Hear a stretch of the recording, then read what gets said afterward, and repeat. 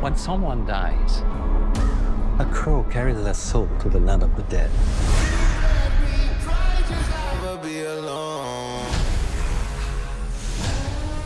I watched The Crow so you don't have to, and believe me, you don't want to. Okay. The first Crow movie I actually saw in a theater. It was a big thing when it came out. Even bigger was the soundtrack album. Rage Against the Machine, Violent Femmes. Who the hell else was in that? Stone Temple Pilots, Nine Inch Nails. You know, small little bands. It was a good movie, a little disjointed in places because of the circumstances surrounding it. Fairly good adaptation of the comic book. Now this one. Oh boy, this one. The first 40 minutes. So it's not even Act 1. It's the first 40 minutes of this thing is the love story between Eric Draven and Shelley. If this were some epic romance like Jack and Rose in Titanic, I'll never let go.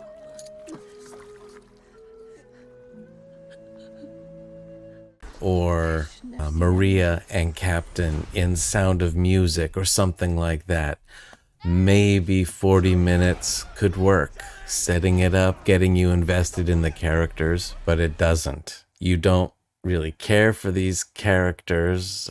They're not great people, and I guess that's what they're leaning into.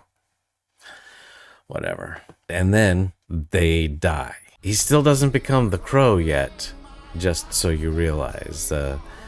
They're just murdered. And he comes into some limbo area and then is reborn again with a chance to save his girlfriend's soul. He screws that up, and then he decides to make a trade, his soul for hers.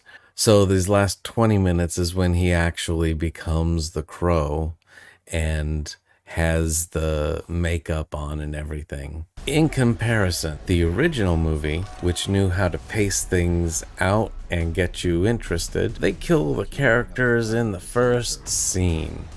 The whole bit about the Crow will ferry people to the land of the dead and all that, little girl says in the opening voiceover of the original Crow.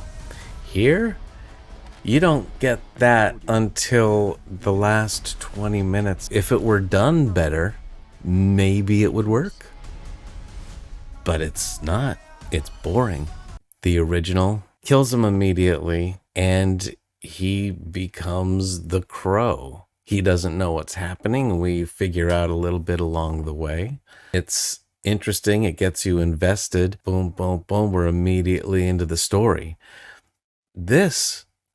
Nothing happens for the first 40 minutes. One eternity later. They didn't even show them in the original how they met or any of that. It's just little flashbacks to how they were happy together. And that was more effective in the original in tiny little glimpses than this whole 40 minutes is. I don't know if they just, they were trying for something, but it didn't work.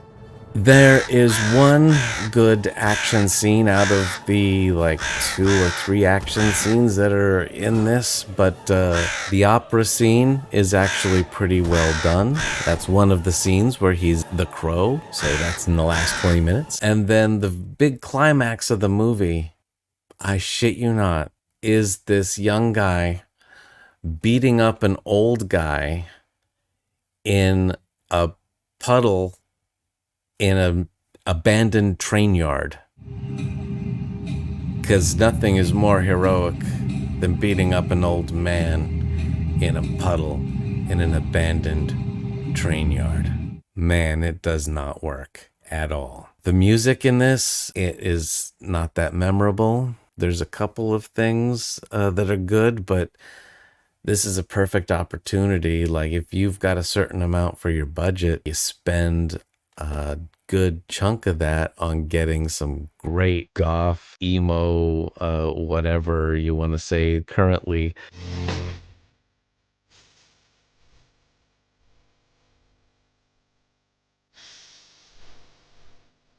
That fits the feel of a Crow movie. And they didn't do that. Twilight knew enough to do that.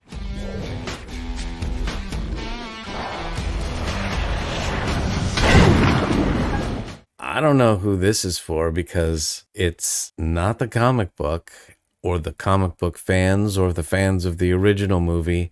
And I don't think kids today are going to want to see this version either. Don't see it. Don't see it. That's all I can say. Save your money. Save your time, more importantly. If you're interested, check out the original Brandon Lee one. They made sequels to it, but they're absolutely terrible.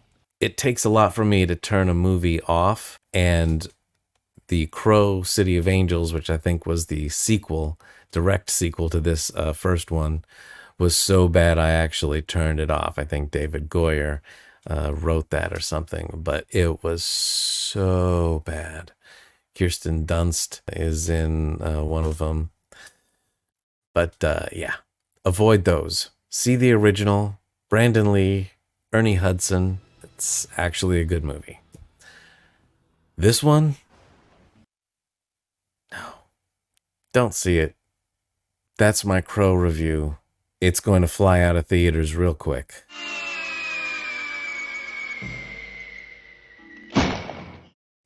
It's bad.